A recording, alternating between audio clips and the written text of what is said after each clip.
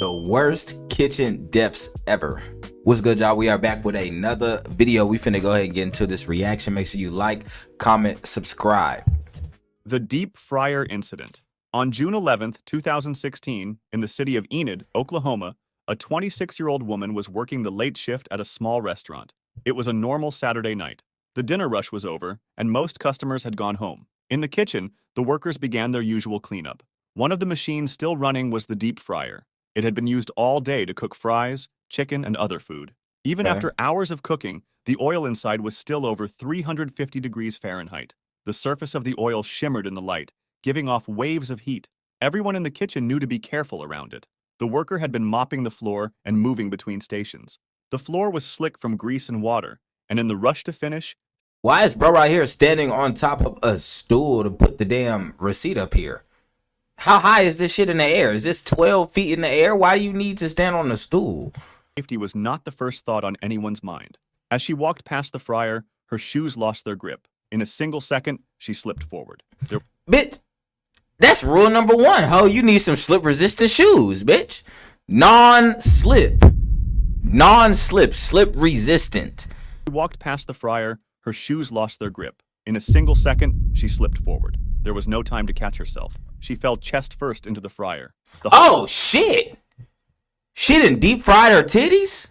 She fell chest... What? She slipped forward. There was no time to catch herself. She fell chest first into the fryer. The hot oil splashed over her arms, chest, and face. The pain was instant and overwhelming. Her scream filled the kitchen. Other workers dropped what they were doing and ran toward her. Two men grabbed her by the arms and pulled her back out, but the damage had already been done. Her skin was badly burned. Clothes stuck to her body, and parts of her face had turned dark from the heat. Every movement caused more pain. An ambulance arrived within minutes. Paramedics wrapped her in wet cloths and rushed her to the hospital. Doctors tried to stabilize her, but the burns were too severe. More than half of her body had been destroyed by the oil. Her organs also began to fail from the trauma. Despite everything the doctors tried, she was pronounced dead shortly after arriving. Fuck. Some milk. Oh my God. Damn. Just straight like that. That's crazy. So she just at work. She fuck around, came to work in some Crocs or some Skechers or whatever the hell she had on. One slip up. She done deep fried her whole goddamn body. She done fell in the damn deep fry. That's crazy. Later, investigators found that the kitchen floor had no anti-slip mats and the fryer had no guardrails. The gas stove. Is that a lawsuit? That sounds like a lawsuit to me, a wrongful death lawsuit to me. Incident. On March 12th, 2014, people in East Harlem, New York, woke up to an ordinary morning. Families were cooking breakfast in their apartments. Children were getting ready for school. In one of the kitchens, a gas stove had been leaking for hours. Nobody noticed the smell at first. Gas is dangerous because it fills a room quietly. If it builds up and a flame is lit, the whole space can explode in an instant. Yeah, that's probably one of them. That's a really fucked up way people die, like that and carbon monoxide poisoning. That shit to where you just don't know until it's too late most of the times. That is so unfortunate. At 9:31 a.m., a spark from a stove set off the gas. The kitchen. I got Lydia outside. We're going to do some recording while I finish up my yard work and see if the new auto-tune vocal prep. The kitchen exploded like a bomb. Like Walls imagine shook, you just shattered, and go to spark up a blunt and you just heard a roar and blow your entire building up. Inside the apartment, there was no time to escape. The people closest to the kitchen died instantly from the blast. Fuck. Others were trapped as the fire spread. The explosion was so strong it collapsed part of the 5-story building. Damn. Rescue workers rushed to the scene. Firefighters pulled survivors out of the rubble, but it was already too late for many. In total, 8 people were killed and more than 70 were injured. Damn! 78 niggas? 78 niggas is crazy. Ordinary families who had just been cooking breakfast. Investigators later confirmed that the blast came from a broken gas pipe that fed into the stove. The pipe had cracks and leaks that had not been fixed. Residents had complained of smelling gas days before, but the danger was ignored. The disaster shocked New York City. Gas leaks had caused small fires before, but this was one of the deadliest kitchen explosions in the city's history.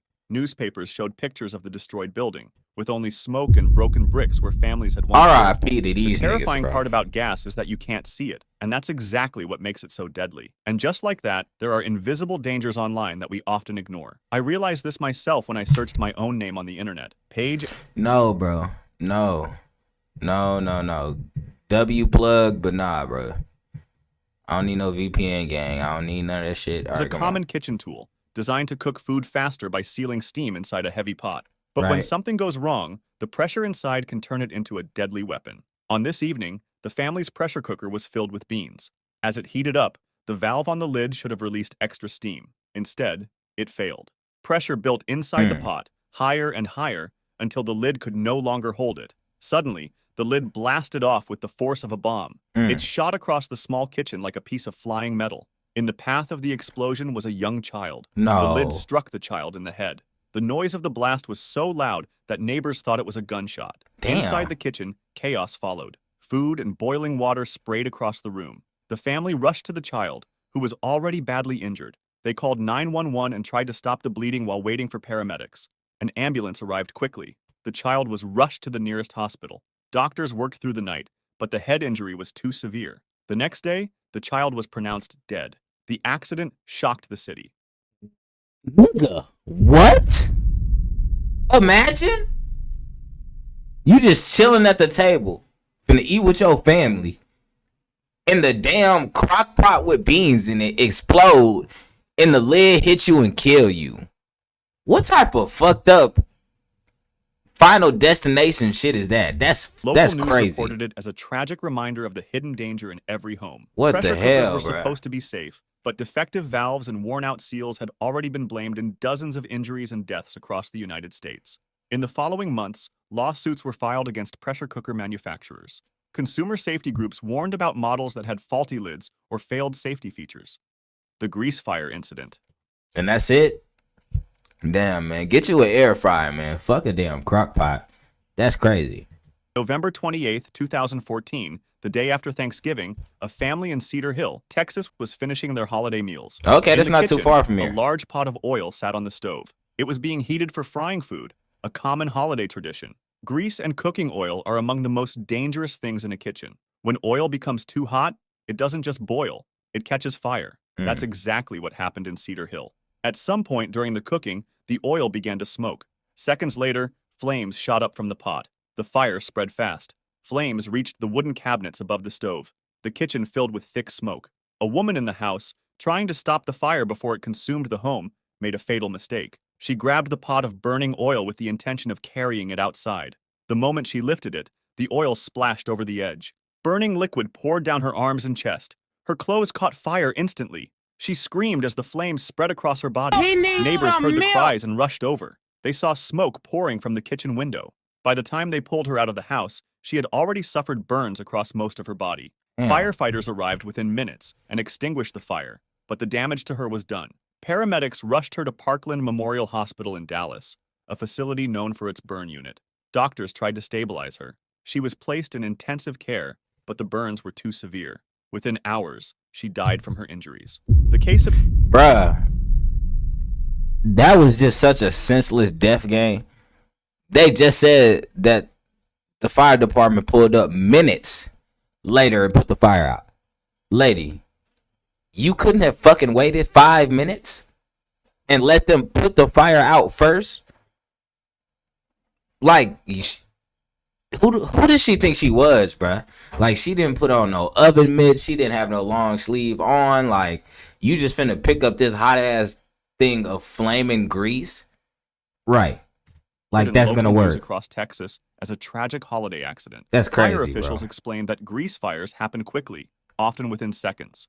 Once the oil ignites, the flames can double in size almost immediately. They used it to warn the public. Never move a pot of burning oil. Never throw water on a grease fire. The only safe way is to smother it with a lid or a fire extinguisher. I was finna say, why didn't they put a lid over that shit?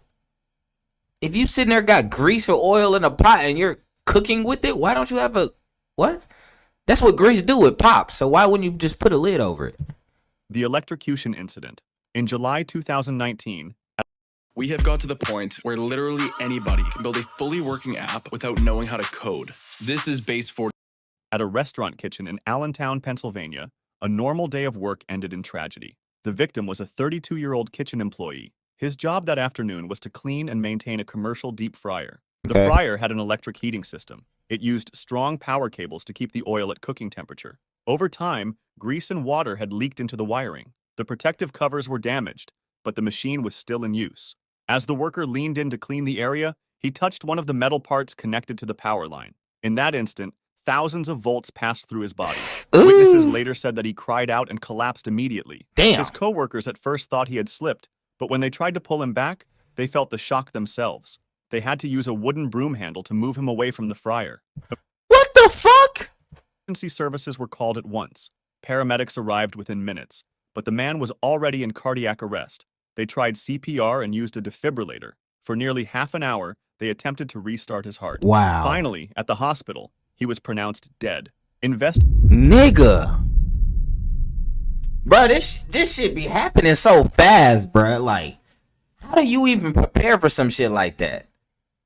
Like, what do you do in that situation? You working at a Wingstop or some shit, and they just got an exposed wire. It's not like you can tell your job, I'm not finna flip these wings until y'all fix this wire. But they gonna tell your ass to get to work or you can go home. Bro doing his job cleaning the air fryers. He gets shocked and he basically cooked right there. They said they pulled up 30 minutes later trying to save him. It was too late. So he was cooked on impact. Over a fucking shitty ass job, bro. I hope his family got a settlement from that. From the Occupational Safety and Health Administration, Yeah. OSHA, reviewed the scene. They found that the fryer had exposed wires and no proper ground connection. It was a clear safety violation. Lawsuit. The restaurant was fined thousands of dollars for failing to maintain safe equipment. Electrocution in kitchen. Just thousands? What the fuck? Bitch, I died for this. I just got electrocuted. What do you mean sue for thousands? I need millions. This is less common than burns, but it is just as deadly. Water, steam, and metal surfaces make kitchens perfect places for electricity to spread. In this case, a single contact point was enough to kill instantly. The freezer incident. What? On September. Nigga, that cannot be it. I don't like how he don't follow up on these stories. So what happened after that? It had to have been a bigger lawsuit than that, bro. I might have to look into that. 23rd, 2019, a 61-year-old woman started her morning shift at a restaurant in Boston, Massachusetts. Like many kitchen workers, she began the day by checking supplies. The restaurant had a large walk-in freezer, a cold room where meat, vegetables, and other food were stored. At around 8 a.m., she stepped into the freezer. The heavy metal door closed behind her. Normally, this was no problem. Walk-in freezers are built with safety handles on the inside, so workers can always push their way out. But on this day, the handle was broken. The freezer sealed shut. The woman was trapped. Inside, the temperature was set to below -10 degrees Fahrenheit. In such cold, the human body loses heat very quickly. Within minutes, fingers go numb. After half an hour, muscles weaken and thinking becomes slow. I mean, can't you just like kick the... Most walk-in freezers at restaurants are push-out type of doors. So, I mean, even if the handle broke, can't you just kick the damn doors outward? Hypothermia sets in, and the body begins to shut down. For hours, nobody noticed that she was missing. What? What type of restaurant is this? How do you niggas not use the walk-in freezer for hours? The kitchen was busy preparing for the day, and other staff members assumed she was working in another part of the restaurant. What? The freezer was in a back area, away from the noise and movement of the main kitchen. As time passed, the woman grew weaker. At some point, she collapsed near the door. With no way to call for help, there was nothing she could do. It was only later in the day, when co-workers went to look for her, that they discovered the truth. They opened the freezer and found her body on the floor, close to the door, as if she had been trying to escape. Paramedics were called immediately, but there was nothing they could do. She had died hours earlier from extreme cold. Hours. The mixer incident. Nigga, how... Bruh, working at fast food places and restaurants, even in the slowest day, you're not going hours without using your walk-in freezer. You can't convince me that these niggas went hours without walking in that freezer.